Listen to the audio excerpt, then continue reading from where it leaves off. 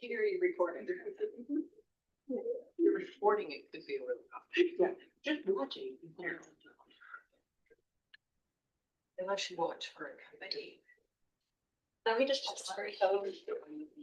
He's a watcher. How old is he? 13. Are we good, Kent, or? One sec. Oh, no problem. Can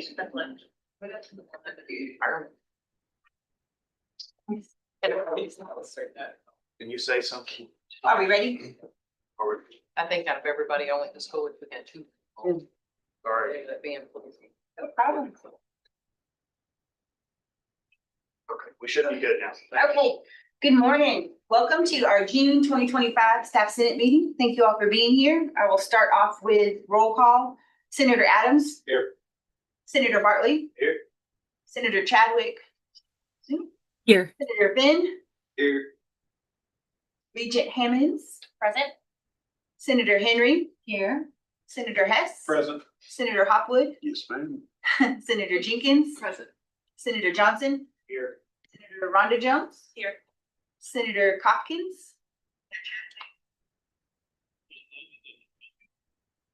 Senator Minton, not here. Senator Moran's out today. Senator Ray. Here. Senator Robertson. Present. Senator Spitler. Here. Senator Vanderpool. Vincent, present. Senator Wright. Senator Wyatt was out. Okay, for our new member, Senator Ashby. Here. Senator Bailey. Present. Senator Basham. Here. Senator Bryant. Here.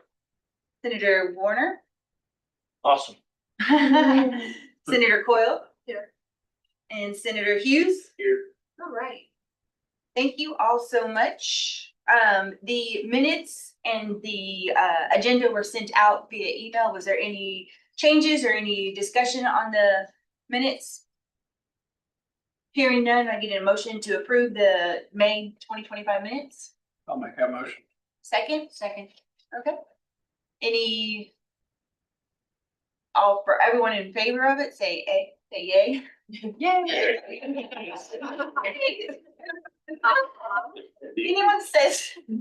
Anyone that doesn't approve it, say nay. Okay, those minutes are approved. Senator Jordan, are you here for the Chris Ware Awards? Yes. Thank you.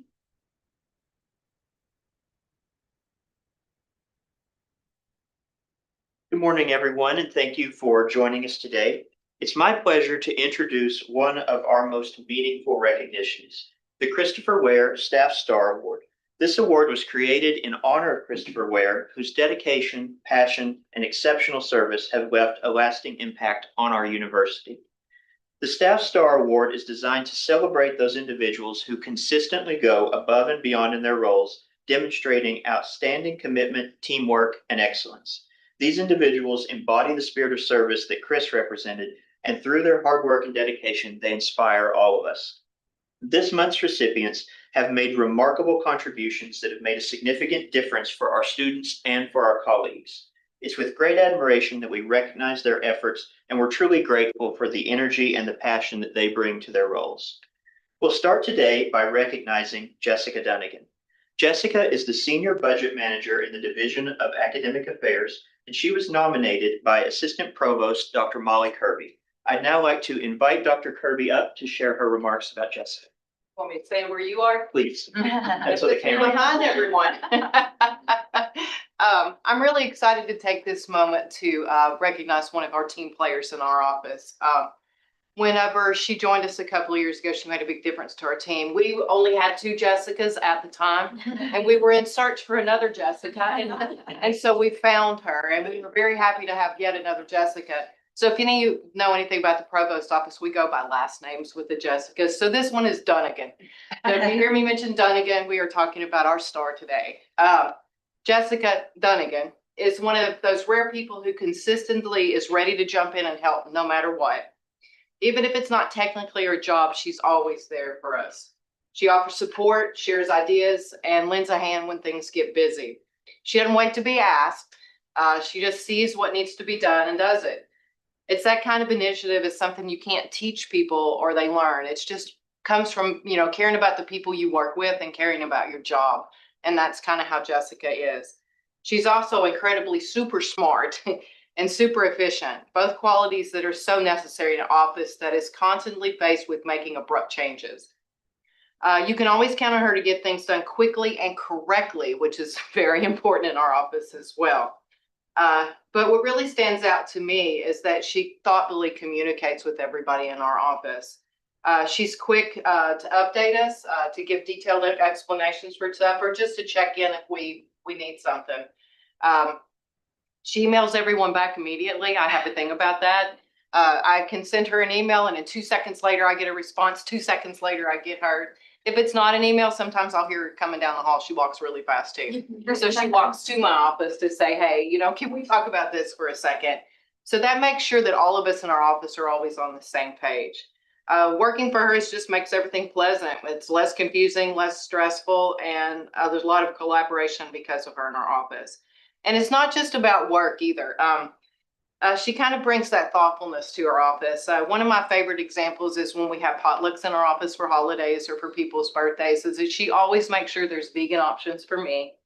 If anyone's a vegetarian, if someone's gluten-free, she's like, what do I need to make so that everybody has what they need today?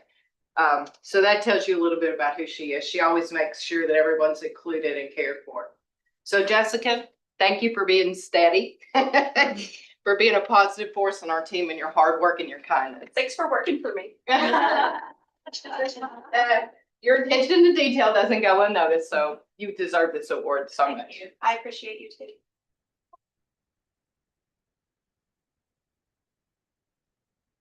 Thank you, Dr. Kirby. I'd now like to welcome Jessica Gillen up to the front to say a few words about. Ellen. Yeah. I will welcome Gillen up to the front. Okay, I'm Gillen to talk about Finnegan. Okay, good morning. I'm happy to be here today to celebrate Jessica. She was just recently recognized for her 20 years of service at WKU. And this award just goes to show you the impact that she continues to make with the areas and the people that she works with on a regular basis. So Jessica's been working in the provost office since 2022, and she provides daily support to many of our academic support units. She assists them from everything with hiring requests, questions associated with ProCard, Top Shop, budget, financial forms, and the list really just does go on and on. She plays a key role in our division's budget development, which is a critical and labor-intensive process. The university transitioned to a new software that we use, and Jessica quickly mastered it, and she serves as a valuable resource to our other users.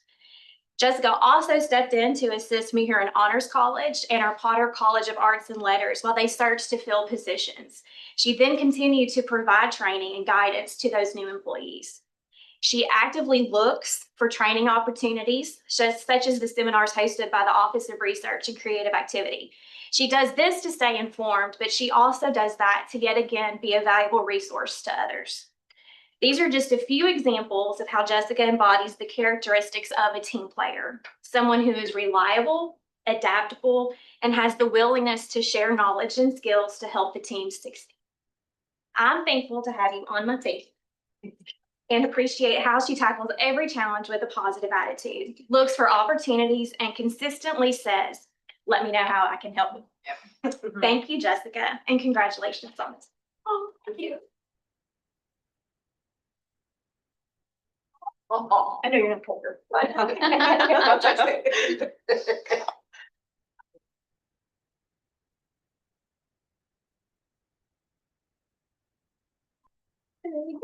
I guess you need this one, not this one. Try to go, something like that. Ready? 1, 2, 3. Thank you. Thank you.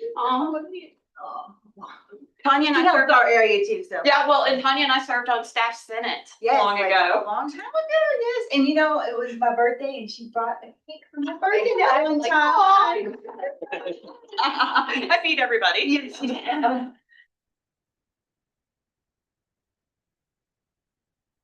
For our next award, our next Staff Star Award, we would like to recognize Jennifer Anderson.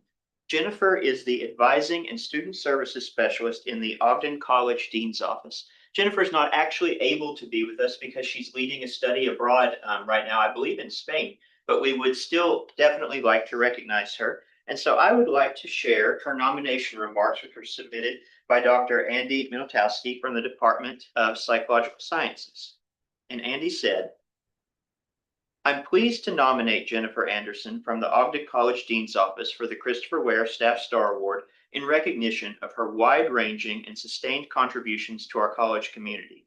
Jennifer is a key resource for academic advising within the college. She meets directly with students to guide them through their academic progress and degree requirements, and she routinely identifies solutions for some of the most complex degree completion challenges that our units face when helping students reach that important graduation milestone. In addition to her advising work, Jennifer serves as the coordinator for the Seas Living Learning community. She develops creative programming that supports students socially, academically, and professionally. These experiences are meaningful and memorable for the students involved. She has also provided guidance and mentorship to me as I launched an additional LLC in the college, offering insightful suggestions and providing practical examples that help shape how I planned activities and tracked student engagement. Her input really made the experience much less daunting. Jennifer documents minutes for our college curriculum committee meetings and assists in coordinating changes that occur in real time before our proposals are sent forward. She's also an important team member for our college's graduation ceremonies. In addition, Jennifer serves as the liaison between the college and the university's advising office, particularly in support of student advising and registration during orientation. Her work helps ensure that these key moments in students' experiences at WKU are well organized, student-centered, and smoothly executed. Jennifer is consistently collegial and generous with her time when supporting students and faculty. She is a deeply valued member of our college, and I cannot think of a more fitting recipient of this award.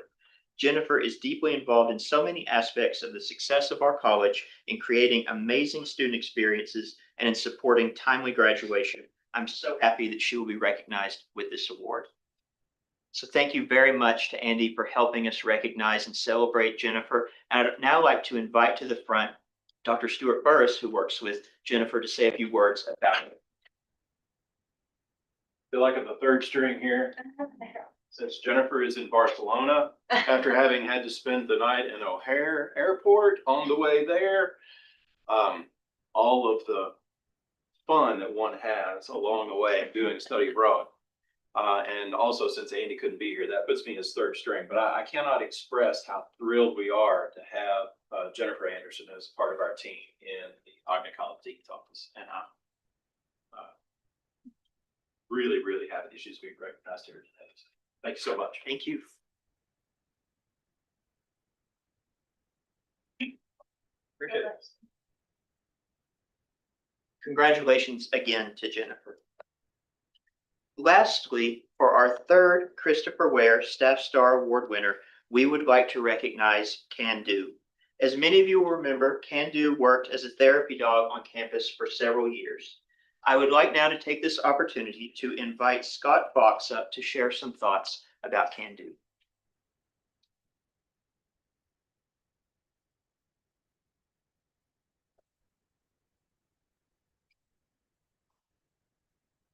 Thank you on behalf of Can Do. Though he can't be here to accept this honor, I know he would have greeted each of you with wagging tail. He wasn't just a therapy dog. He was a friend to everybody on campus. To the casual observer, he looked like he was just laying there being petted, but he was doing so much more. He was calming nerves before exams. He was easing disappointment after a tough grade. He was bringing comfort to those that needed it. He absorbed those emotions in a way that allowed the people to release them. And he did this by meeting them exactly where they were, with patience, kindness, and acceptance. I would be remiss if I didn't mention Can Do's special bond with the students in the Kelly Autism Program. He never judged them for how they made their way through this world. He just listened, stayed close, and loved them for who they are. That was his gift. He reminded us all that connection isn't about shared experiences, it's about shared compassion. Even through his injuries and physical challenges, he showed up, ready to help someone else feel less alone. His resilience and heart reflected the belief that everyone deserves to be seen and valued. So today, we honor not just his memory, but the lesson he leaves behind. See people for who they are, not for how they differ. Welcome them, listen without judgment, love without hesitation. In simple terms, be kind to everyone. Thank you for recognizing the impact of my best friend. He truly loved people.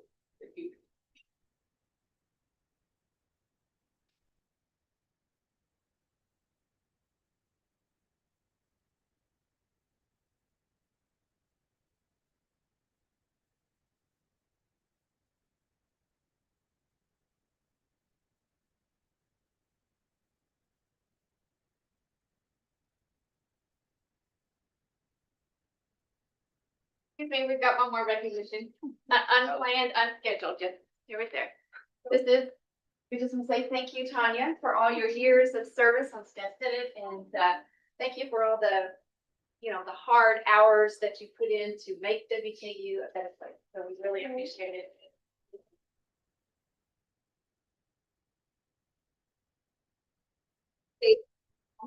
Worse.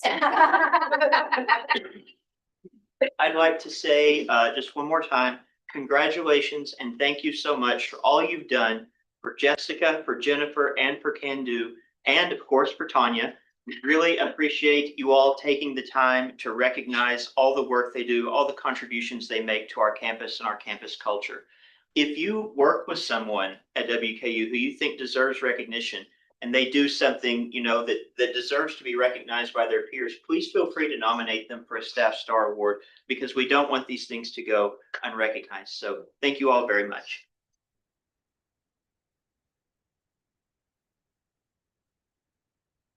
Okay, thank you, Senator Jordan. And you guys are welcome, to go ahead and pick up and leave. That's so fun. Thank you all for being here.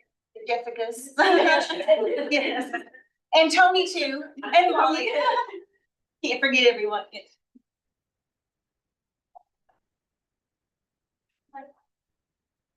Okay, so next on the agenda is our guest speaker. We have Jenny Griffin, the Director of Parking Services. You're welcome to come up here and talk or. Thank you for being here. We appreciate it. So. Well, you're welcome. Faculty and staff permits went on sale Thursday. Commuter permits went on sale Monday, and housing permits went on sale Tuesday. So it's been kind of a busy few days because we can't do that without a few glitches happening and this, that, and the other. And so we plow through it, and I think we're in pretty good shape right now. But if anyone hasn't ordered their parking permit for next year, go online and get that taken care of. Not sure where to start. I've got a copy of the questions that you sent, and we're answered. I can email that to you if you want the written responses.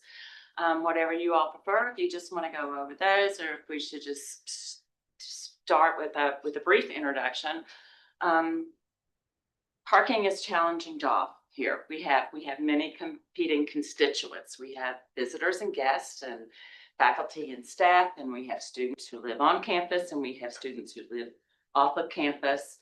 And it's very, very hard to manage the resources that we have and make everybody happy. In fact, I can tell you, let me rephrase that. I don't need to tell you that we're not going to make everybody happy, and somebody's always going to be frustrated about something. But I can tell you from the heart that we absolutely do the best that we can do with the resources that we have. Not always going to be perfect, but I can promise you that we are always going to try our very hardest to make it as good of a system as we can. There are a lot of changes this year in the parking program, because there's a lot of changes on campus this year, and a lot of the questions that we received were centered around that. We got a cease and desist order back before commencement not to put any permits on sale. Do not issue or sell any permits, and nobody would tell us why. So we didn't. And we didn't, and we waited. And then when we found out that there were going to be major changes in where students might be interested in parking, where our housing students might be interested in parking, we figured out that was probably the reason that everything was put on put on hold. So we do have permit sales underway for now. And I just, parking is 100% revenue dependent. So, yes, we are here to make money and to walk away with a profit. And we don't divide that up between ourselves or anything like that. The profits go to maintaining our parking resources. We have 3 garages. We have one that has far outlived the normal lifespan of a parking garage, which I think you all know we're talking about PS1. It's in good shape. It's not in good shape. It needs a lot of maintenance done to it. It will be maintained and it will be here as long as any of us are. But we need to put about $1.2 million in it right now. Every year that we don't get that project started, it goes up. We're looking at trying to get some state funding for that. Brian Russell's awesome in sort of shoring up that task of seeing what kind of funds that we can be awarded from the state. But that's an example of where a portion of our profits go. The average cost to maintain just a surface space is $450 a year. We have 9,389 spaces. And that number is also something that's always in flux. Construction here, we lost clinical service 2 years ago when they started Gordon Ford, this, that, and the other. So it's a fluid number, but we have about 9,300 parking spaces. Right now we only have, I wrote that down, 8,875 active permits. And so a lot of the questions that I got were about overselling permits and about space and about planning for parking with new buildings. And I don't have a say in that. I'm pretty much told this is what's going to happen, make it work. And so we're going to go back and make it work. And that's fun. We do have some input. Like I'll say, well, it's going to be hard if you want a bus to be able to come through there, you probably ought to do this, or maybe we could do this or whatever, suggestions like that. But as far as the 40,000 foot view, that's not what's happening. There's not going to create, while we have more parking spaces than we are selling permits, don't look for a whole lot of parking to be created because we don't have the funds for it. Parking and transportation doesn't have the funds for it. The university doesn't have the funds for it. So there is a place to park, and you will always have a place to park when you come to campus, you come to work, when you come to school. It's just not going to necessarily be where you want it to be. And that is what it is. It's been that way since I was this high at McNeil, and my dad always parked down in the McNeil parking lot because we all went to school there, and we walked up Avenue of Champions, which I have no idea what it was called then, and took, one of the big sidewalks up to the second level of Dill Arena to go to basketball games. So just some of the questions were about permit holders being displaced for special events. PS2 does get picked on more than any other lot on campus because it sits between Dill Arena and LT Smith Stadium. That's just a fact of life. Sporting events there, we park people for band meter, and we park people for all different kinds of events that are going on campus. But the events that bring in the largest number of guests are going to be the sporting events, and we make room for them. We don't commandeer parking without offering suggestions on where you can park. But that's part of our responsibility as a state institution, is to invite guests in. Our campus, we don't want to be in a vacuum. We want guests in. We want to be growing. We want to be a vibrant community. And all of that hinges on having lots of events on campus and inviting in guests and inviting in alumni. We get a lot of alumni support, and we're not going to get that if we're not having them back to campus and rolling out the red carpet for them and treating them like the valued guests that they are. So yeah, parking is sometimes displaced when we have special events on campus like that. But we do try to always offer alternatives. There was a suggestion, one of the questions I'll get to in a minute, that really was a pretty good idea. And we're going to look into making improvements. And we're always open to suggestions. We always want to make improvements. I think one thing you have to really be careful of is sometimes when you go to solve one problem, you end up creating another one. And so sometimes something that looks like a really good idea or sounds like a really good idea on the surface when you really dig into it, it's problematic and you go, oh, I can't really, it sounds like a good idea, but here's gonna be the domino effect. And so it's not really something that we can do or, put into effect. So that's kind of in a nutshell, some of the things to say. Does anybody have any, do you just wanna go over the questions? Yeah, that'd be that- fine, that yeah. came in? I did kind of try to recategorize them a little bit, just because a lot of them are very similar. One of the questions was about waitlist. So for premium faculty and staff parking, traditionally, well, as in the last 10 years, we've had FS1 and FS2. One pretty much served Normal, and the other one pretty much served College Heights Boulevard and Avenue of Champions. People get on, one of the benefits of being a premium permit holder, yes, you're paying extra for it.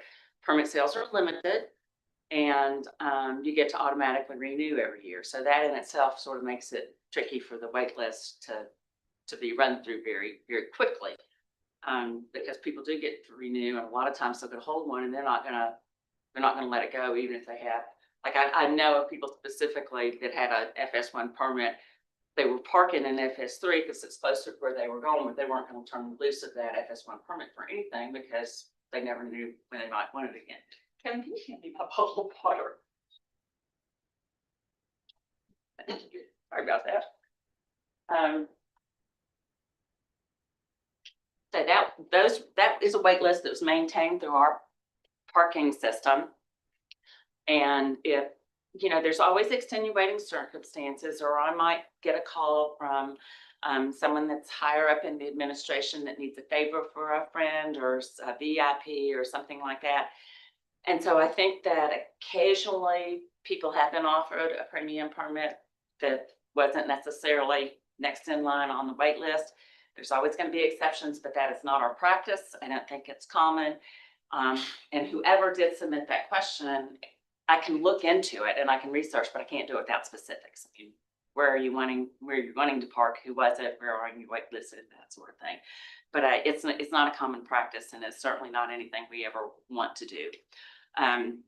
Speaking of the wait list, that's one of the main reasons that we wanted to divide up the FS1 zones, because when we had FS1 parking that went from Mimosa to College Hill, I might have been seeing 10 empty spaces in a lot on top of the hill and would offer an FS1 permit to the next 10 names on the list. And you know what I did?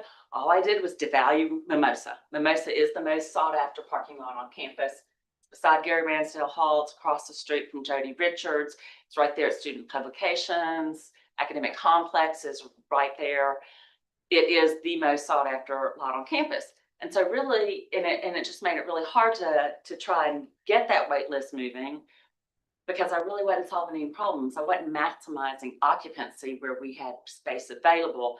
I was just making parking a worse experience for everybody who wanted to park in Mimosa. And so that was pretty much the impetus of what started me looking at making the changes and what can we do to make this better.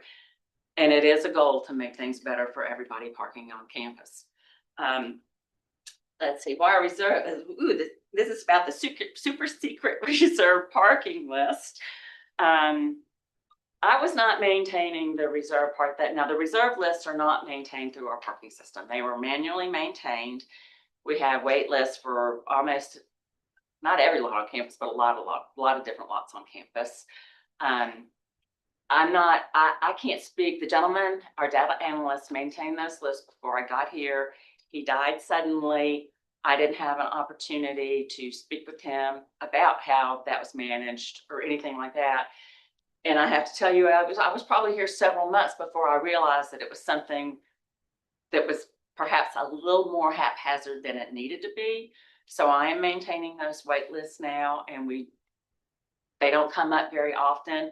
And you all, I will tell you right now, I do not like reserved parking. I don't like it. And if a space comes available, I'll try to fill it, or I might try to make it go away. Because when you have, I know there's a need for reserved parking. We will always have some reserved parking. But the bottom line is when you reserve a parking place, you have taken that space out of inventory, which means if the person who has the permit for it isn't here, nobody gets to use it. And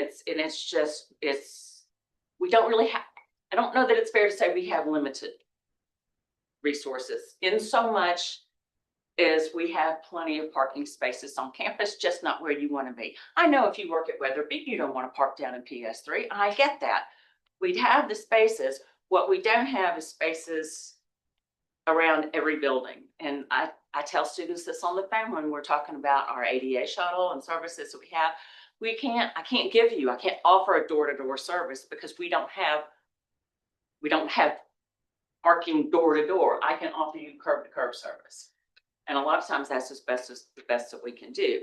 But so the reserve spaces are where everybody wants to be. And so I will never try to expand them, but we will replace them as they come available. Those reserved spots, are those permits paid for, are those spots paid for by the person with the permit, or are those paid for by departments, or? Some departments have some reserved parking for departmental vehicles. I was kind of specifically talking about the individual permits. The individual permits, they pay for those. There was, everybody got a permit increase last year in costs. Permits didn't go up this year. It's the reserve permits are $805 a year. And the individual. Did you say 805?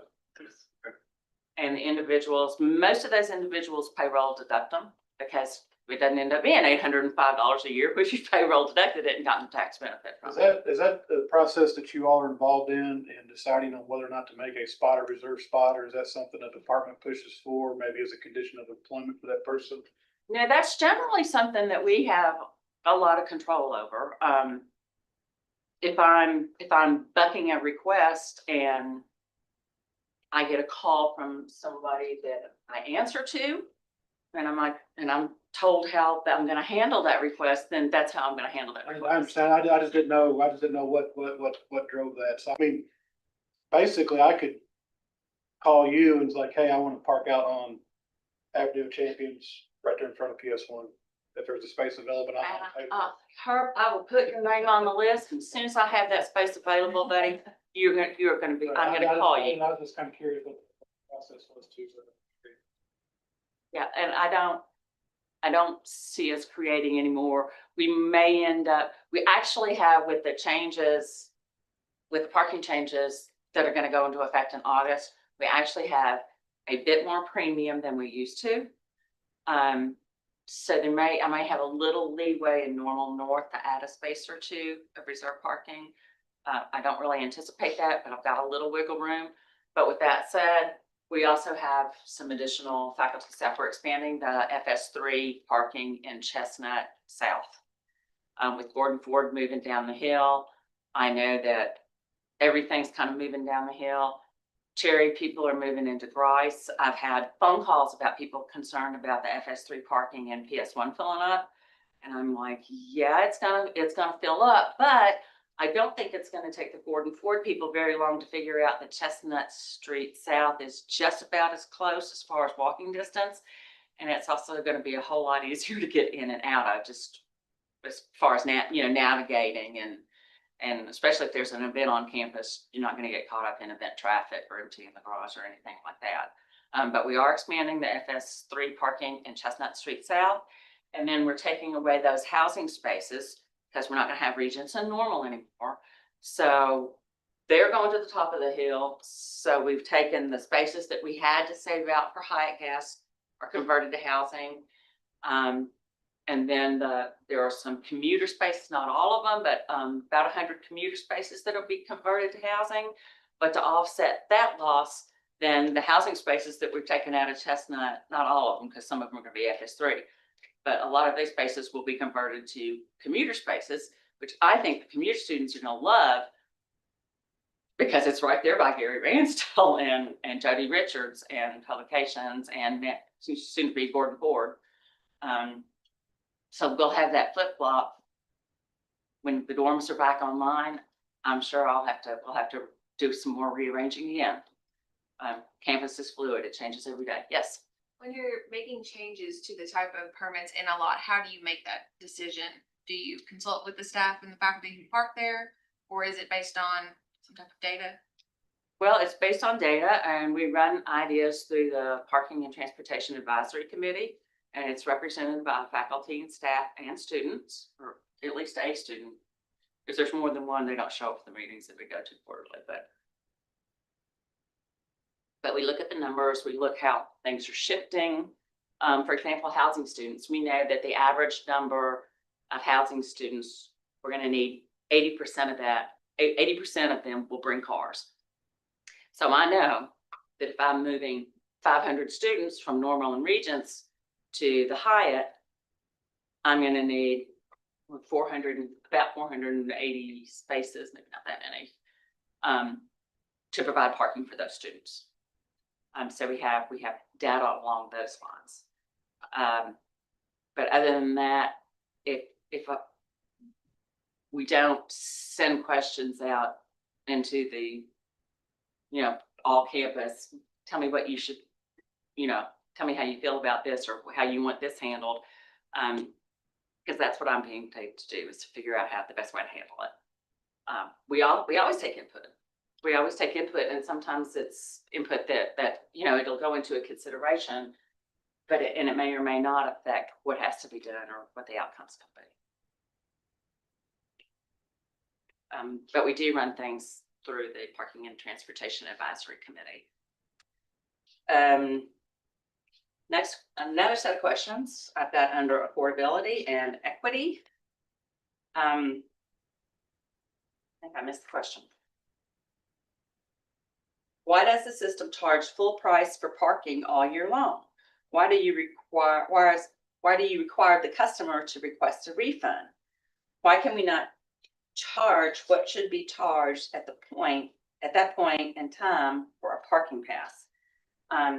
So I'm not sure I completely understand the question. I'm not sure if they're asking about monthly payments. I know that the payroll deduction is 4 months for all permits except for the reserve permits. And then if you have a reserve permit, you're actually able to payroll deduct it over a 10-month period. Permits start prorating in October, and they will prorate once a month through spring break. So at any time, you can return the permit that you purchased, and you'll get a refund for what the permit is valued for at that time, because you're paying too for the time that you've had it, the time that you've used it. But we do return them. Payroll deduct does make that a little bit tricky because of the tax benefits. So if you think that you're going to be leaving, maybe I'm trying to think of an example, in December, I wouldn't payroll deduct a premium permit, because if payroll deduct is going to be September through December, by the end of December, you're going to have paid for that permit, and I can't give you a refund on it because you payroll deducted it. So if you think that you're not going to be using a permit for an entire year, then you would want to just put it on a credit card, pay cash for it, and then you can return it at any point, and you'll get the prorated rate refunded to you for returning that permit.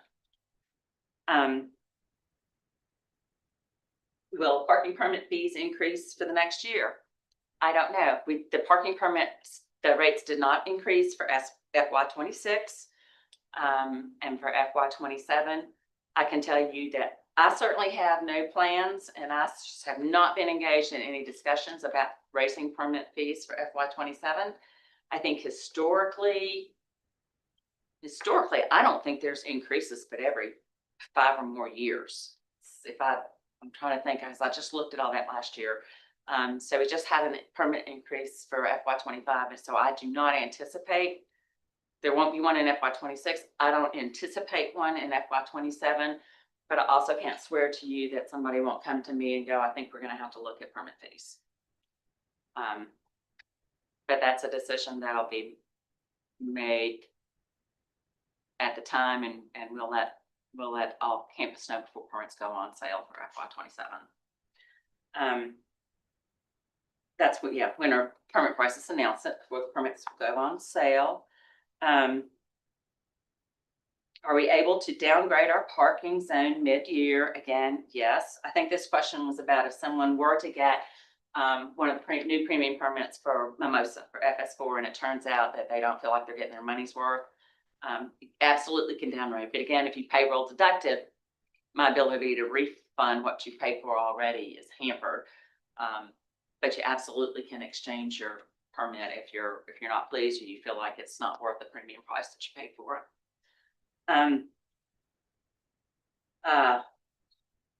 Permit sales for 23-24 were projected to be a significant source of revenue at 1.29 million. With the changes that are being implemented for 25-26, what is the projected revenue? I haven't seen our exact number on the projected revenue. I think it's probably going to be similar to that. But I do know that the changes that we made in premium and FS3 and the rearranging that we did, at the time we did it, it was completely revenue neutral. Because when I'm picking up FS, I've converted Chestnut North is going to be premium, but you're not going to be able to park down into the premium commuter lots or the premium commuter spaces. And we picked up FS3 at College Hill lot. We're moving that back row of Park Mobile visitor spaces over to Hub. So that's an increase in FS3, and then we're adding some FS3 down in Chestnut South. So that was a revenue neutral plan. It was simply an attempt to rearrange things so that it was more convenient for more people and more equitable. Overselling, the next group of questions has got a lot to do with overselling and availability. The lack of parking and overselling of permits per zone is a poor business practice. It's frustrating that we have to pay just to come to work. Requiring staff in a new business building to walk distances in the summer heat is unacceptable. Actually, in the parking industry, it's considered a best practice to oversell permits. Not everybody shows up every day at the same time. That's particularly true when you're talking about faculty. I mean, I feel like as staff members, we're here, we're on it, it's pretty consistent. But if I've got a faculty staff lot and half of it's faculty, you can sure bet they're not going to be here every day. And the same is true with the staff, but it's not to the same degree of fluctuation. But you've got PTO days and vacation days and this, that, and the other. So it's absolutely best practice to oversell the lots. We kind of have it down to a science. We'll start out very, very conservatively. Our initial oversell ratio is 6%. Now you're looking at adding 3 or 4, or 3 to 5 more permits for a space than there are spaces. And then we'll start monitoring the lots. And if count them twice a day. Don't count on Monday and Friday because you can't get accurate data, right? Because people are late from the weekend or leaving early for the weekend. So we count Monday, Tuesday, and Wednesday. We try to count twice a day. And if we see a consistent number of vacant spaces at peak demand for faculty and staff lots, peak demand is generally around 10 o'clock. Then we'll go to a waiting list and start selling permits off the waiting list. If we do that, then the oversell ratio has actually gone up. But it's not about what the ratio is so much as it is about occupancy. And we're going to oversell permits to reach our goal is always 95% occupancy in a lot. And if we did not oversell the parking permits, we would never come remotely close to having 95% occupancy in any specific lot. So that's sort of how that oversell process works. With the new FS premium zones, how many permits will be sold for each? Where there'll be just as many permits as spaces in each. Will they be oversold? Is that by how much? We just kind of covered that. There'll be the initial sales is very conservative. So anybody that ended up on a waiting list or that may be on a waiting list for a specific lot takes a couple of weeks into the school year where all the students go where they're supposed to go and things shake out and we settle down and we start hitting our groove. And that's when we can start monitoring. And it will not surprise me that Mimosa might not count because it is so popular. But I feel like for some of the other lots, I would be shocked if we didn't end up being able to take names off the waiting list.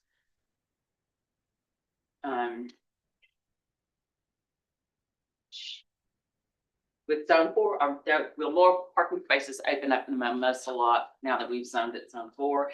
Yes, I am relocating 12 of the reserve spaces that are in the Mimosa lot are going to be relocated across the street when clinical services reopens. If you look at Gordon Ford, we got a row of disability that faces Gordon Ford College of Business. Then we have a double bay center row, and that will all be reserved for clinical services, clients, Gordon Ford guests. And then there's a back row it'll have 4 EV spots, which they have to include the EV spots to get their lead points. There'll be a WS space, and then there's 14 additional spaces. Well, in a lot that size, that's mostly for clinical services, it would be we have people circling or coming in and going out to see if there was a parking space available. So it made sense to go ahead and take the 12 reserve spaces out of Mimosa as an FS4 premium lot. We'll put them on that row. The people that are going to be moved, I've already notified all of them, asked them if that was okay with them, showed them where their spaces was going to be, and not trying to bring any surprises on anybody. So there will be an additional 12 spaces and 12 reserve spaces that will be moved out of Mimosa, making additional spaces for the general premium FS4 parking. Are non-premium staff permits still allowed to park in the overflow zones? Yes, they are. Now, with everything I've been talking about, overselling permits and getting it right and having room, 90% of the time, more than that, 95% of the time, there's not going to be a problem at all. We have to allow for the uncommon event that maybe everybody does show up at the same time, same day. So yeah, that's why the overflow zones are there. We have overflow at the top of the hill. We have overflow at the middle of the hill. We have overflow at the bottom of the hill, and FS3 any permits for that matter are allowed to park in the overflow zones. Premium permits can still park down into non-premium parking. So if you have, actually any faculty staff permit can park down into a non-premium commuter lot. The only privilege that I took away for the parking program that's going to be in effect this fall is that we are not allowing any faculty and staff to park down into premium commuter spots. Housing spots are always off limits. So we're all used to that. Housing spots are off limits. But we did allow faculty and staff to park down into commuter spaces, whether they were premium or not. And that just doesn't sit well with me because it's not fair. And it's not fair for me to sell a premium permit to a student and then not protect that parking for them. It's just like any of our faculty and staff. If I sell you a premium permit, you expect me to protect that parking for you, which means keep the people out that don't have the permit or the permission to park in that lot. PS2 is not a problem because it's gated. That's the only other commuter premium park we have on campus. So we're not going to allow faculty and staff to park down into the commuter premium spaces in Chestnut North, but there's still the Park Street lot that is non-premium commuter, and that's got a huge overflow zone with it. There's still the big overflow zone at Chestnut South. So that's 2 big overflow zones at the north and south end of campus. There's overflow parking at Creason. There's overflow parking at Service Supply. And that's absolutely available any time that anybody needs it. Do I anticipate the FS3 lots near Ogden to reach capacity? Yes, I do. I think that we will reach capacity in those lots. I thought this one was interesting. And I didn't really answer it, but I'll read it to you. Like I'm going to submit these questions and answers. I'm going to send them back to you so you'll be able to read them. Why are emails consistently left unanswered? Parking maps are hard to read. Your wording is unclear and tickets are issued aggressively. The system needs real attention. And so my only comment to that was thank you for your feedback. Wasn't sure how to answer it. I don't know that emails do consistently go unanswered. Wouldn't surprise me at all for some to fall through the cracks sometimes. I don't think it's common, but I can't stand up here and look at you and say that it never happens.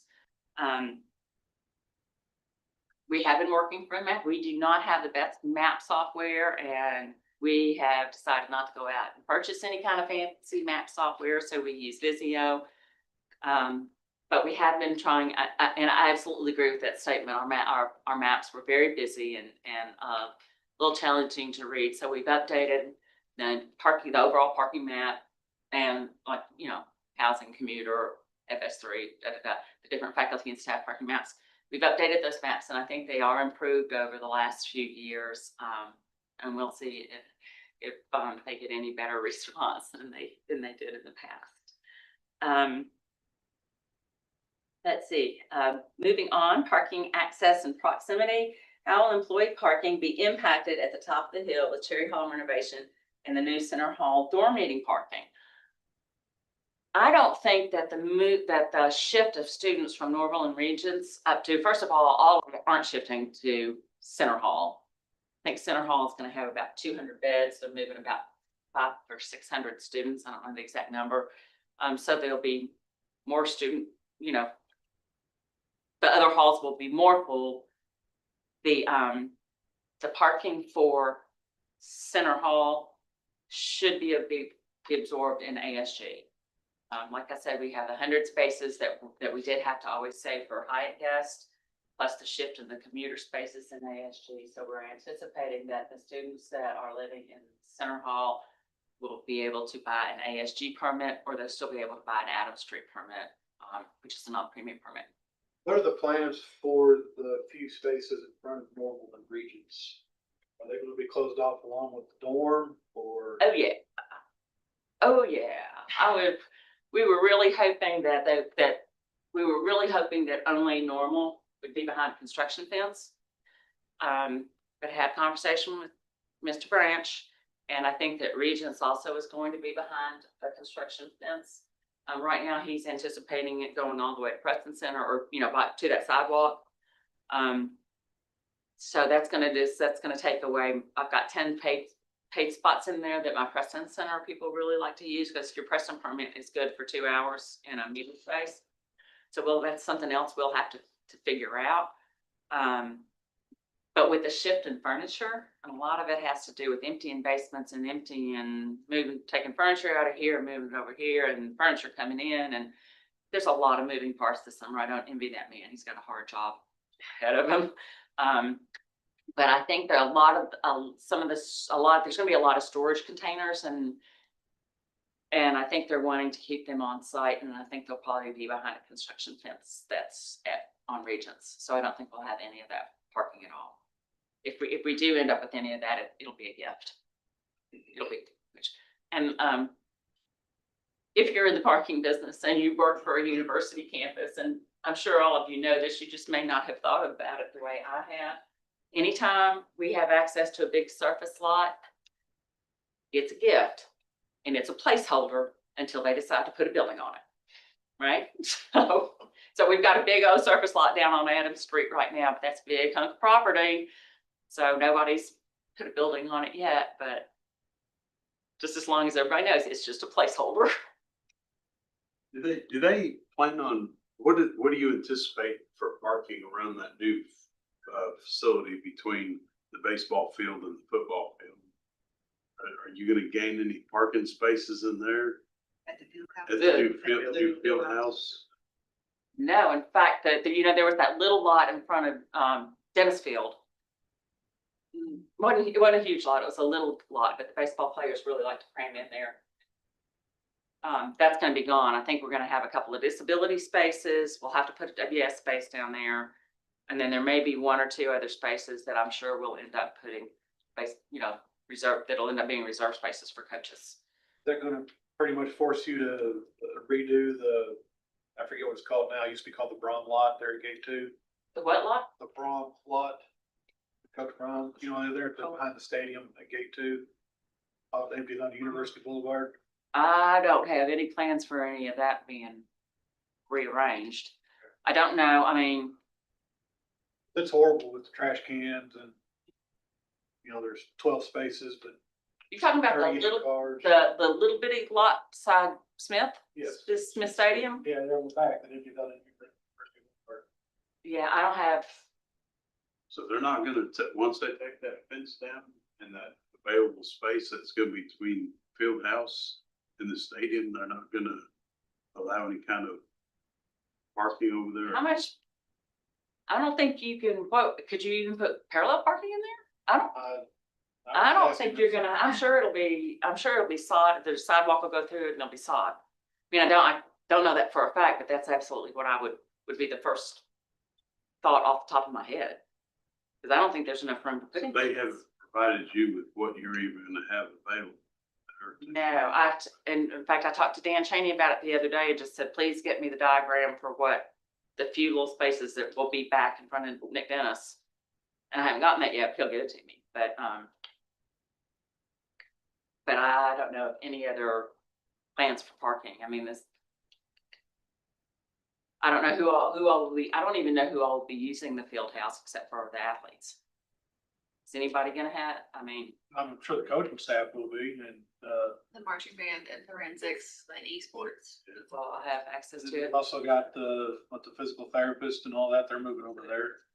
So, I mean, trainers, so. well, people wanna, I mean, we've got the existing parking that's around there. I mean, all those are programs that are already kind of in the vicinity anyway.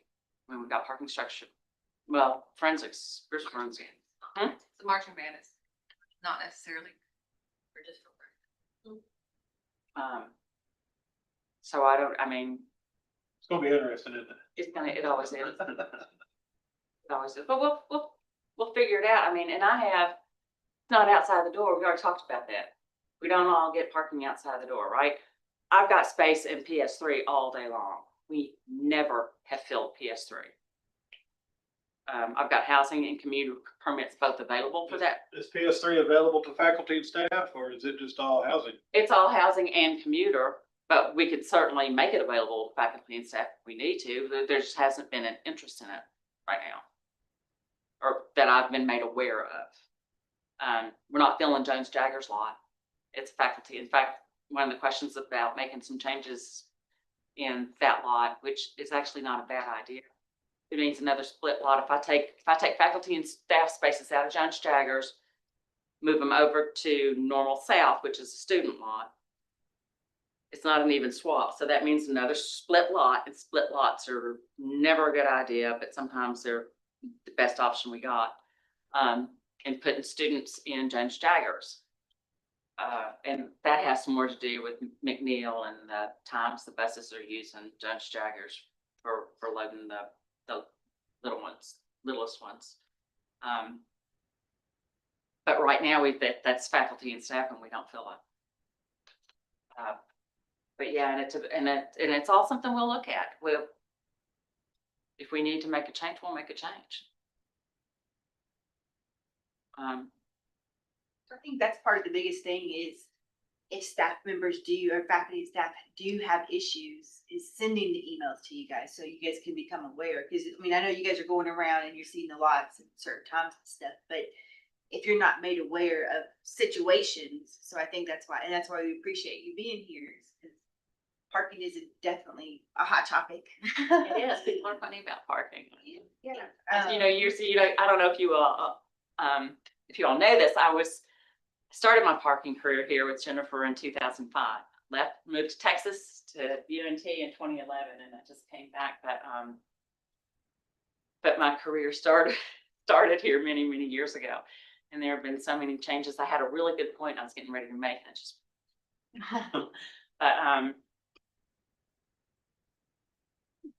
But yeah. Oh, got it. It came back. I love it when that happens. Carl was on the parking advisory committee, and Carl Lovis. And I asked him one day, I was like, Dr. Lovis, I said, how is it that someone who genuinely doesn't like for people to be angry with them end up in parking? Well, Judy, sometimes we just land where we're needed. So Like, oh, thank you so much. That didn't really help, but thank you. But anyway, the closure of the dorms, that's all. I don't think that the 200 beds up in, Center Hall are going to affect faculty parking on top of the hill. And now when school starts, yeah, we'll be writing warnings and we'll be writing citations and we'll be chasing them out and getting them in the program. And that happens at the beginning of every year, and you all know what's going to happen. It does, but it doesn't take terribly long for things to shake out and the students to figure out where they're supposed to be. The sessions. Are there conversations going on to push parking to the outside perimeter of campus and shuttle employees into the office? I can't say that there's an active conversation about that, but it's absolutely, it's an option. You know, if you want to pay $55 for an annual permit rather than $130 for a non-premium or $270 for a premium, that's absolutely an option. And we have a very robust shuttle service. Comes down to planning your day and knowing the routes and when you need to be there and when you're going to get to and from. So that's a current option right now. It's also been happening for years and years. And I don't know that, I mean, like I said, it's not an active conversation that we're having, but we know that they've taken parking away from the interior campus. The PFT lot was a huge surface lot that's not there anymore. Our beautiful mall used to be a really ugly parking lot that ran down between the time it was between Duck and Minton. So yeah, I mean, that's been part of the master plan. It's been going on for, I don't know, 20 or 30 years, as far as I know. Dorms. Next. Are y'all getting bored, or are you just like on the edge of your seat? What are our plans for adult learners who are coming to campus and need to be able to get in and out? They're here 1 day a week. The best option for somebody who's not going to be on campus more than 1 day a week is the paid parking. Pay on demand. We are moving. There are 16 pay on demand spaces in College Hill lot, which we are moving over to Hub. We were gonna make all of Hub a visitor lot. We have decided we're gonna maintain one little row. It's only 10 spaces that will be FS1, but the rest of Hub will be a visitor lot. We've got the large Diddle South visitor lot. We've got visitor parking behind Gary Ransdell Hall. There's a little bit of visitor parking in the Hilltop lot, but the students tend to fill that a lot as they're running in and out of the commons. But if you're only coming to campus 1 day a week, it's the most economical thing to do is to take advantage of the pay on demand parking spaces. We've got them at the top, the bottom, and in the middle throughout campus. This is a question about South Campus. Is it enforced? We do not enforce. We enforce South Campus, but not as routinely and as strenuously as we do main campus for obvious reasons. But as the use of South Campus expands, Health and Human Services is moving their customer-facing services out there. I know that I don't know how soon it is, but I know that the dental clinic will eventually move out there. That's probably several years away. But they are moving their community-facing services out there, and that's why the visitor spaces were created. So while somebody parking out there right now probably is a little bit frustrated because they're looking at this whole row of spaces that don't have cars in them. But that's gonna expand as the use of the buildings expand and those programs move out to South Campus from the main campus. And they use that lot also for like the construction workers as well, correct? Because we see all the construction workers from like the field house park out there, and then they get bused to. And they are supposed to, and they are not always where they're supposed to be. They do great. I mean, but they're pretty good. They're supposed to be in that, in that very back corner that's parallel to Emmett. Yes, yeah. Really, I don't think they park in the faculty staff. And they're not very.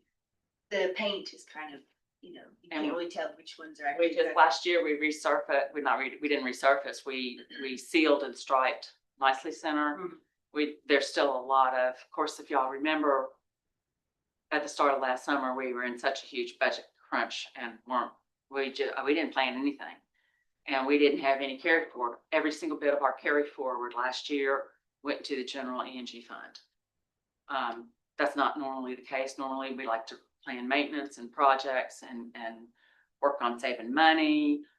Or, you know, we need to refurbish or replace a couple of transit buses.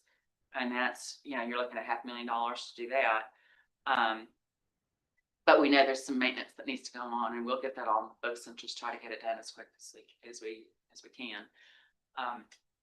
Plus there's changes coming to Regents. So that's probably gonna need some striping. You know, we tried to do some striping last year when we moved it, or 2 years ago when we moved the clinic spaces over there because of the construction fence for Gordon Ford. But yeah, they need to be freshened up.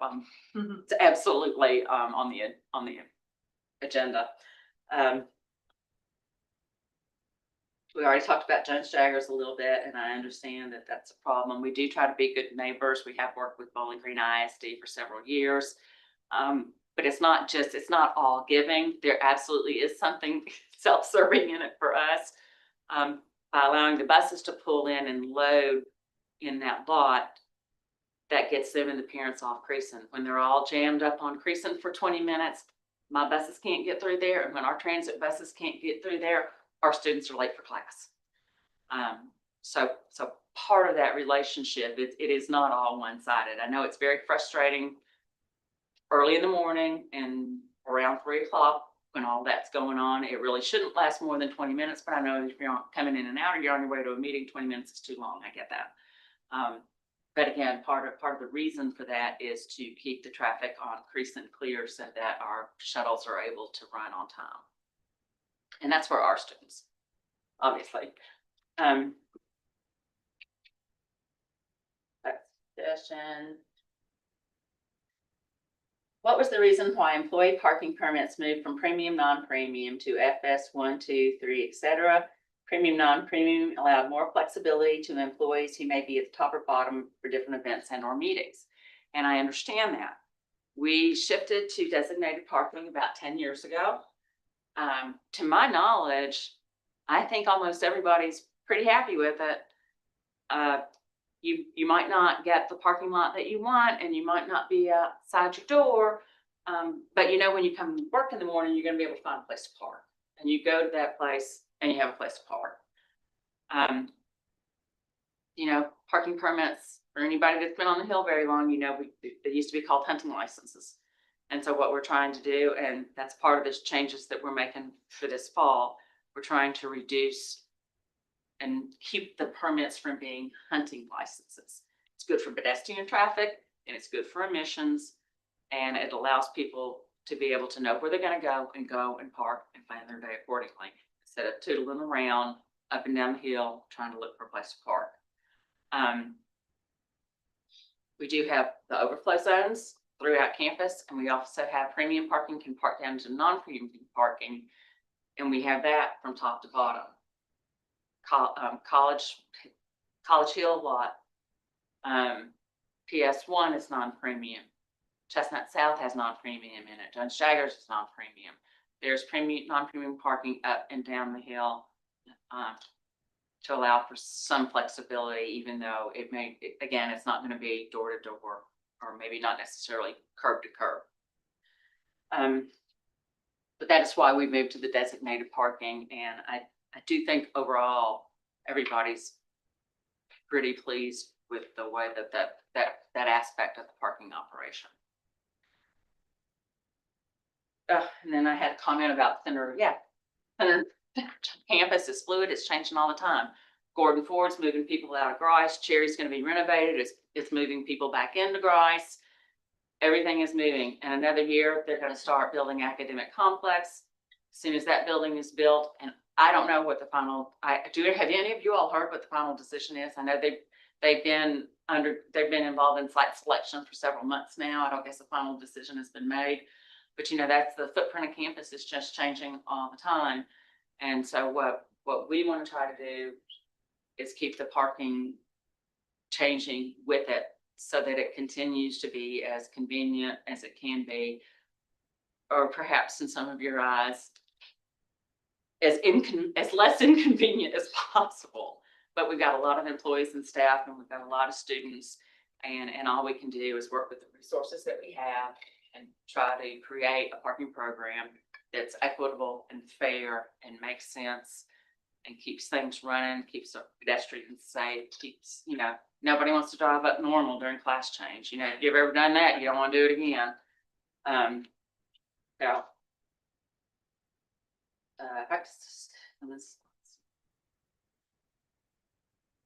With the restructure, is there a question? Working out at CRD, Holly's taking over 90% of it. Pardon me? Out at CRD where Holly took over the old big lots. Uh-huh. It says y'all are over it, but it's got towing or something. Who, I don't know. We don't You know- maintain that area. We've got the Russellville Road West lot is a big park and ride lot, but by the Waffle House and the, Talking about across the street from the old office, Yeah. Center for Research. the Innovation Campus. Yeah, we don't permit for that. oh. We are not, we don't maintain, they maintain it. We actually we're not over that lot.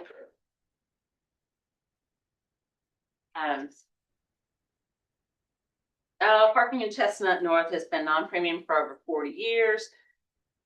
It is changing. Premium, there was a time when we could safely define premium, non-premium as interior, right?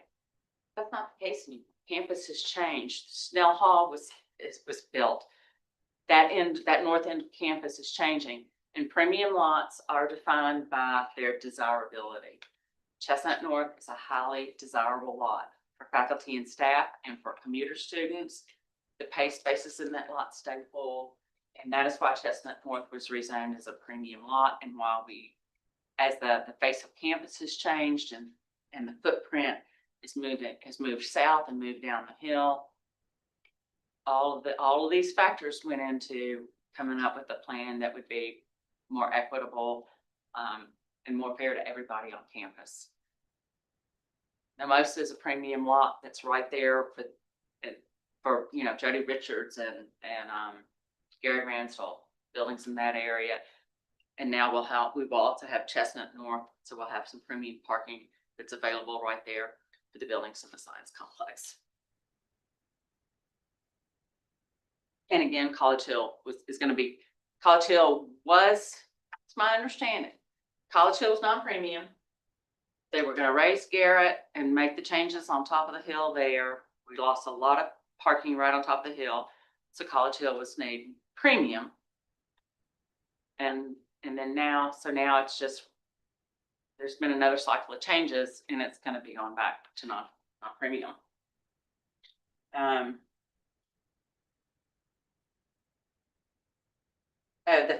The five visitor spaces that were in the hub lot were reserved spaces where you go online and you can reserve them for the day. It's $10 for the whole day and you can reserve it. They weren't fully utilized, so those spaces will be converted to pay on demand. So you won't have a reservation. You'll go in if there's a space available. You can have it, it's yours, but you got to pay for it through Park Mobile.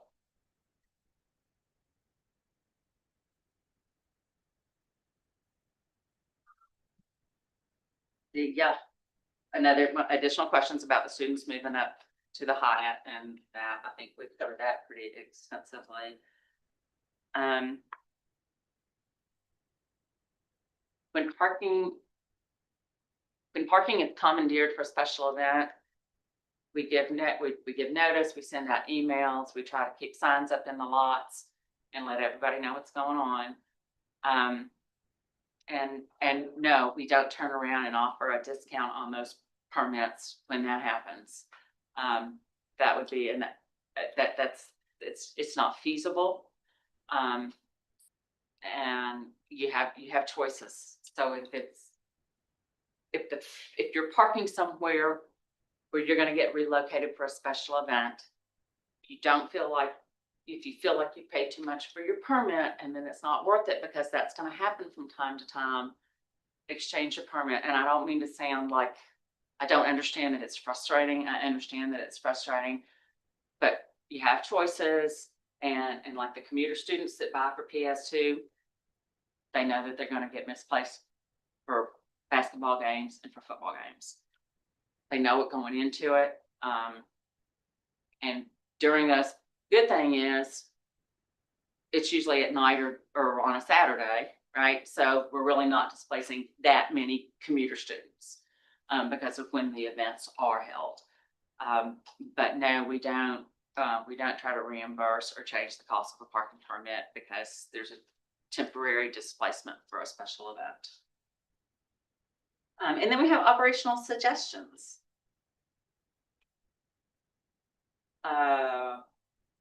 Oh, makes me sad almost. Why are there still gas guzzling buses on campus and they run regularly? All the buses I see around campus are running empty. I understand the need for a bus, but very few students actually ride the bus, and the students using the bus really could use a walk. Buses on campus are silly, do better with parking, and buses aren't needed.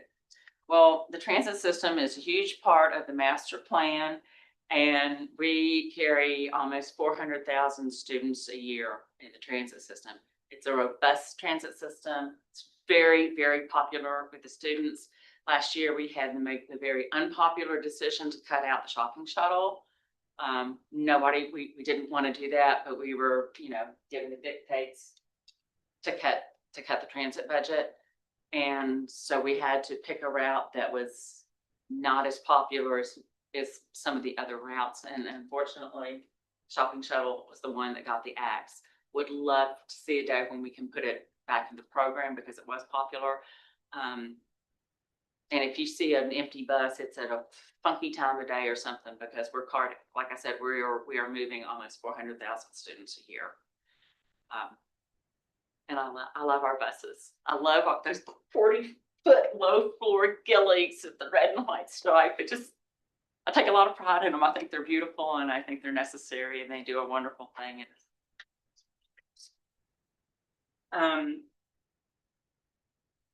Every new building on campus should have a parking structure under the building.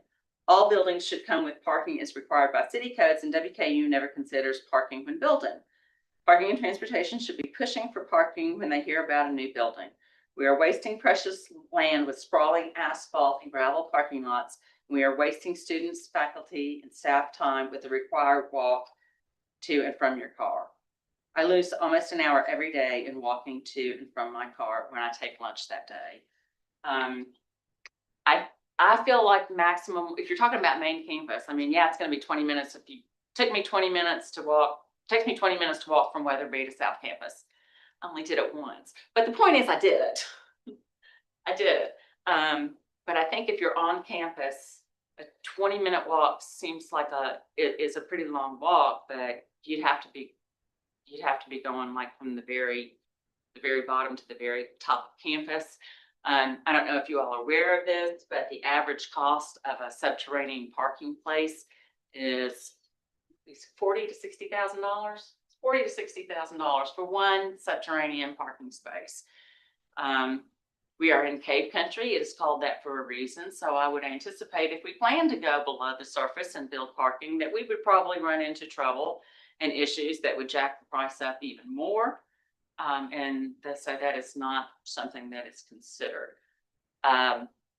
Yes, I wish that they would add parking every time they moved a building or put in a building. I wish that they would put parking around it. But again, right now we have about 9,300 parking spaces and we have about 8,500. That might not be the right number, but it's close to that, active parking permits. And as long as we have fewer permits that are active, then we have the number of parking spaces on campus. I don't think that that's going to be a terrible, great worry for people that are planning where to put these buildings and how that's going to work. It does worry me because I know it's not convenient and we need convenience. Our life is all about convenience and that's what we want. But I just don't. Subterranean parking is not going to happen. I can tell you that right now. So I'm blue in the face. That is not going to happen. Do I wish that more consideration was taken when built sites for parking for site selection? Yes, I do. And sometimes we get a little bit of a say and sometimes we don't. And we're left with managing what we have. And that's what we'll continue to do. And we will try to manage it as fairly, as equitably as we possibly can. Underground parking turns into unwanted pool eventually. Yes. But we have that little problem on the backside of ASG. If we get very heavy rainfall, it's just that backside for that gate that goes out to, is that 13th or 14th? Yeah. ASG floods down there. It's, Jenny, I not guess pleasant. let's see too, if we have any, in questions here, because I think you've addressed probably most of the questions that are in. I think I Yeah, have. definitely. For sure. Yeah. So, Is it accurate to say that most of your customer facing portion of park and transportation has moved to DSU now? Yes, I've gotten that question quite a bit. yes. People just looking, where do I go? I think, and it's wonderful. We are loving being on campus. I think it is such a great improvement for all of our customers, visitors, faculty, staff, students.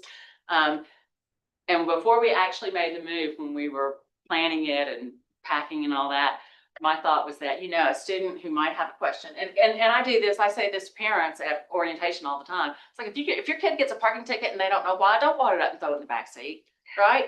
Because you don't need to be a revenue stream for me. Have them call us and find out why they got the ticket and what, if they don't know, if they really and truly don't understand, don't assume it was a mistake on our part. Find out why you got that ticket.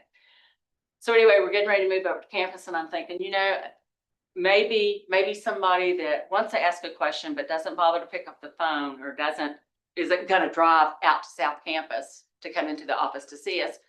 Maybe if they're headed over to Fresh, they'll go, oh, I'll just drop in.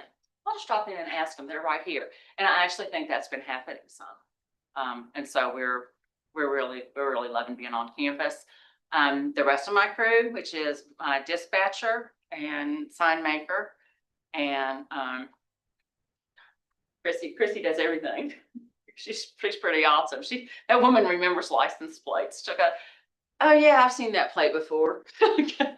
But anyway, Chrissy and the enforcement staff will be moving out to service supply, hopefully sooner than later. There was a little bit of shuffling that was going on over there and some IT work that had to be done and a little sprucing up, but they'll be moving out hopefully in the next What week. are the plans for the building out on Campbell Lane?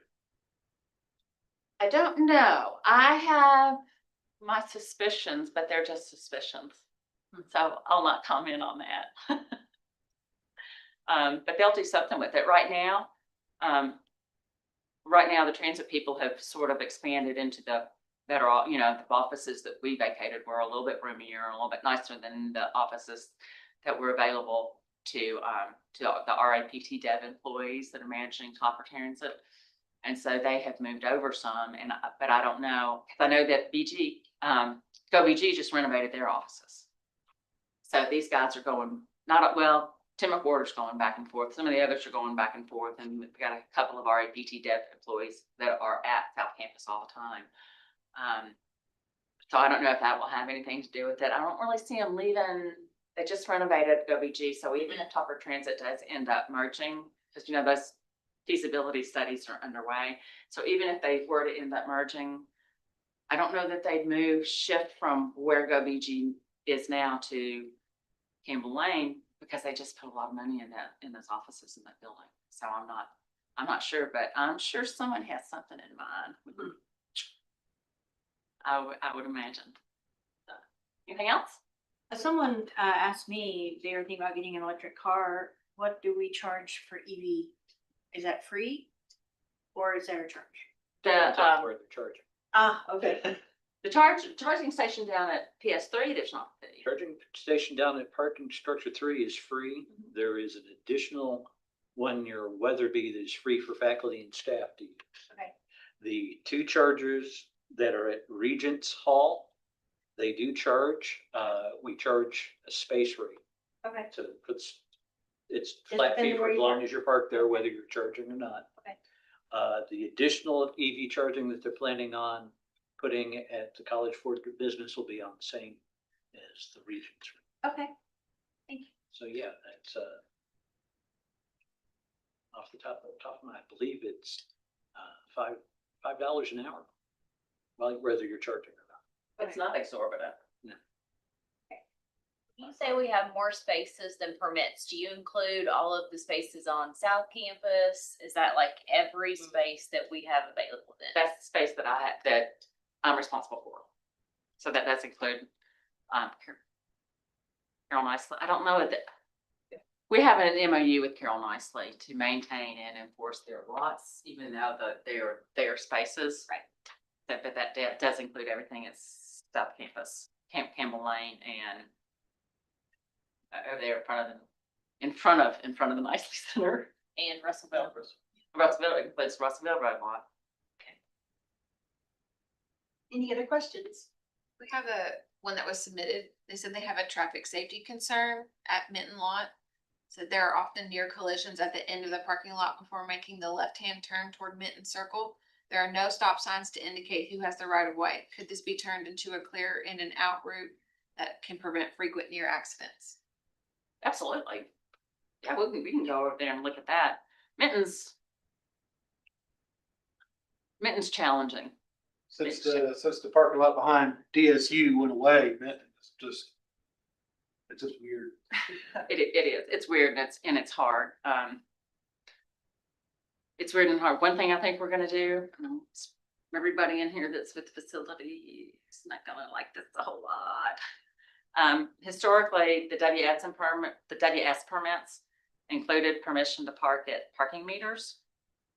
But we have, there are fewer university vehicles that need parking, and B, we have more WS spaces throughout campus.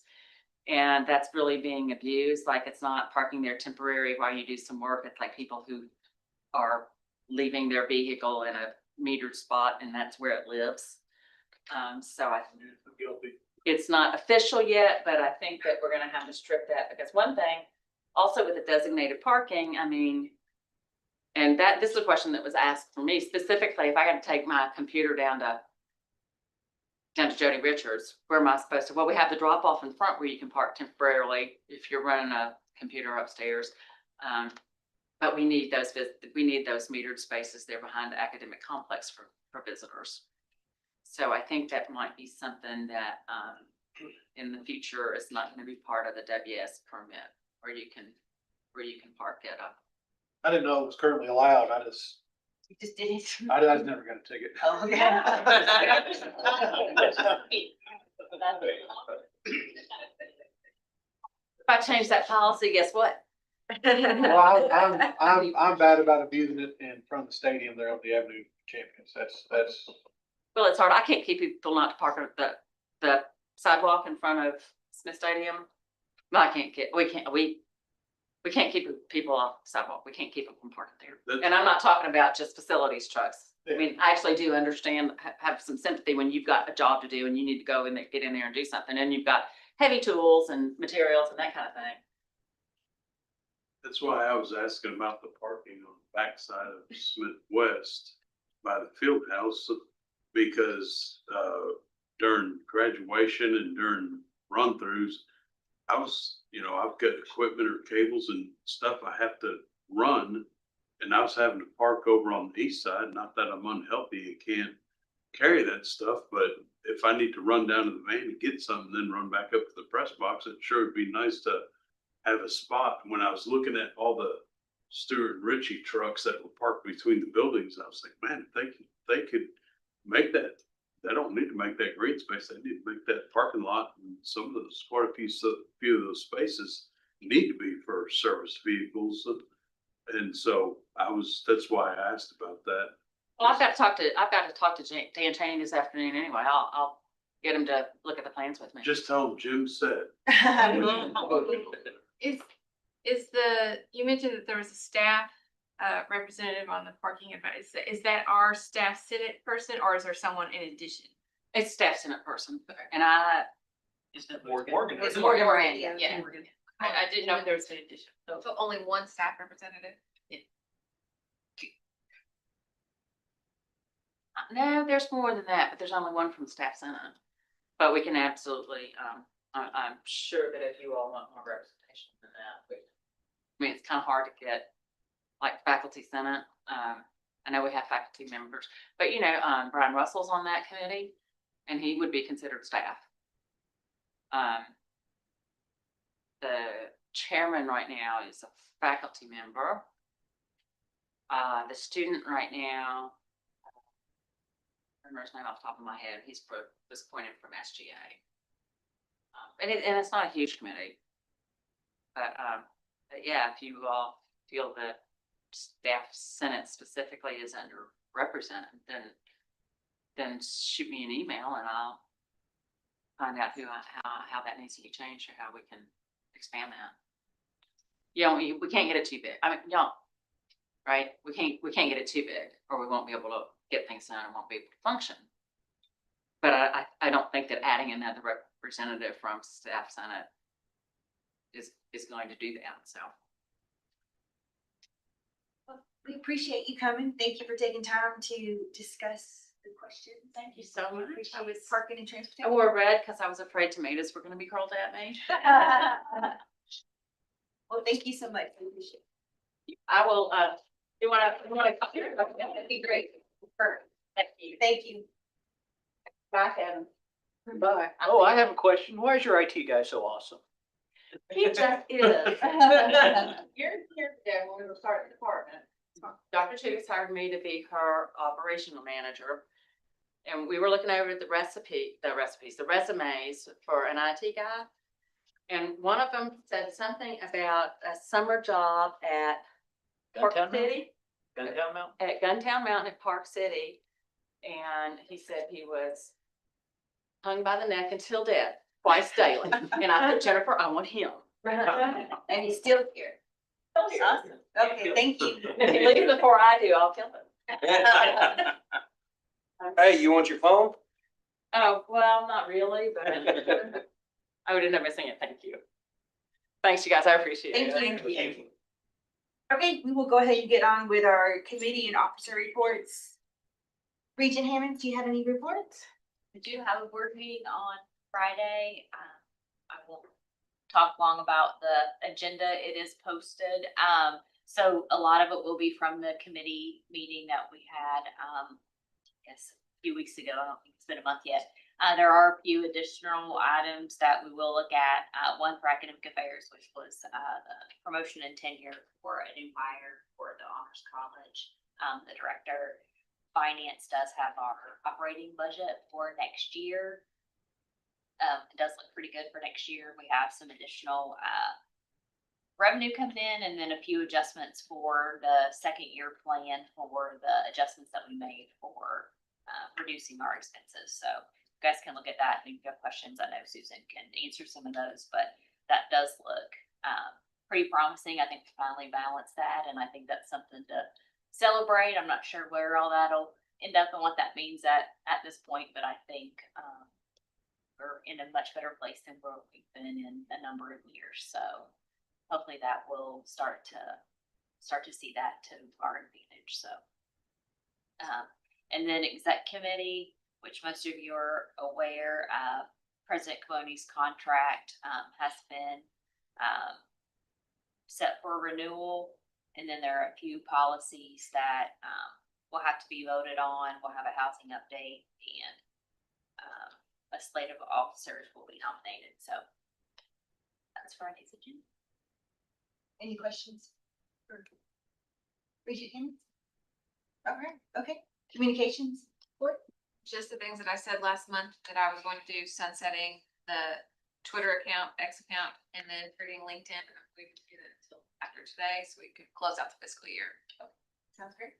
Thank you. Treasurer?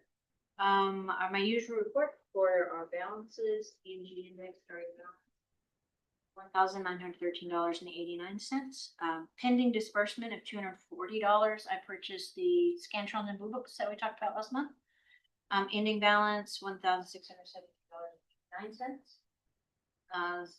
Our Staff Senate Excellence Fund, $2,260.12, addition of $15. Ending balance, $2,275.12. Our Book Scholarship Fund, starting balance, $1,954.84, additions of $15. Ending balance, $1,969.84. I will say that the book scholarships for spring were awarded in May. Those just haven't hit the index yet. And so the next fiscal year that will be lower. I just don't know how much right Okay, we're still working on those numbers. Other than that, I think I'm good to go. Okay, thank you. Technology, Senator. I've got the newly elected senators added to the email listserv. And I've got IT requests in to have them added to the shared folder as well. And then based on how anything works on, election. Okay. For those access, but other than that, nothing. Sounds good, thank you. Parliamentarian senators, No report. thank you. Secretary Moran is not here today. Vice Chair Vanderpool.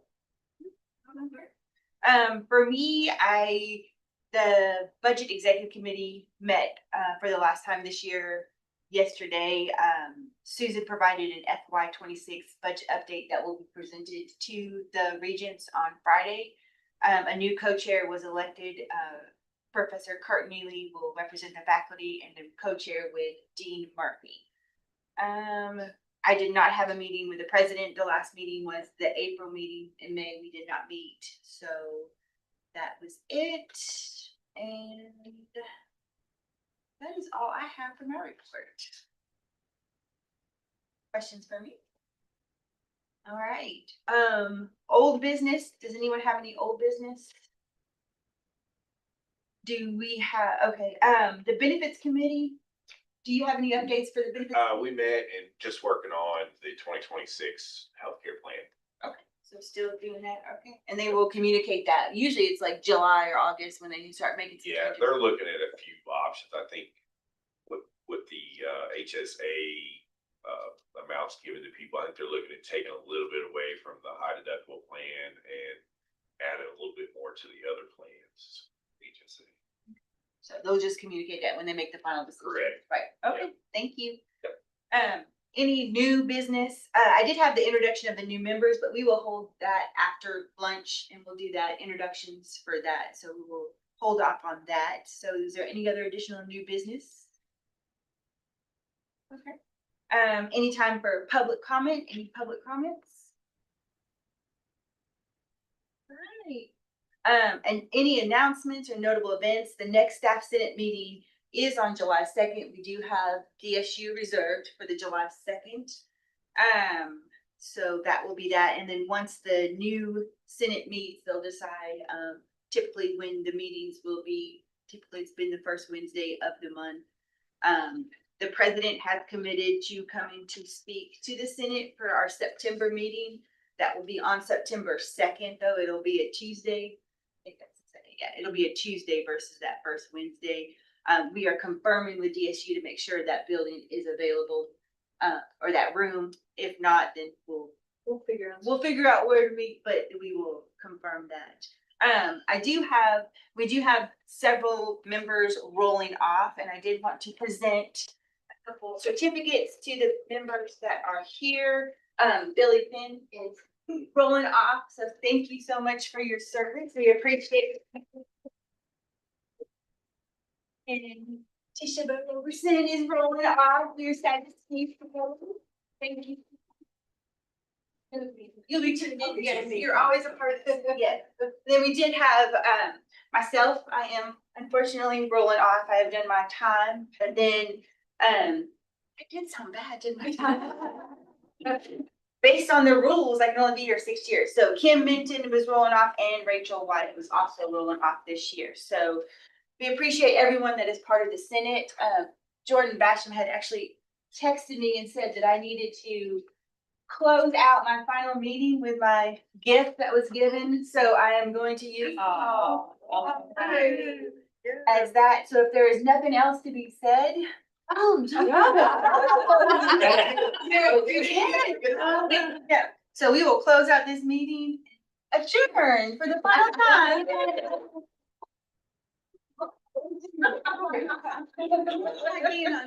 Okay, cool. Right. And we off YouTube now? Okay, good, please do.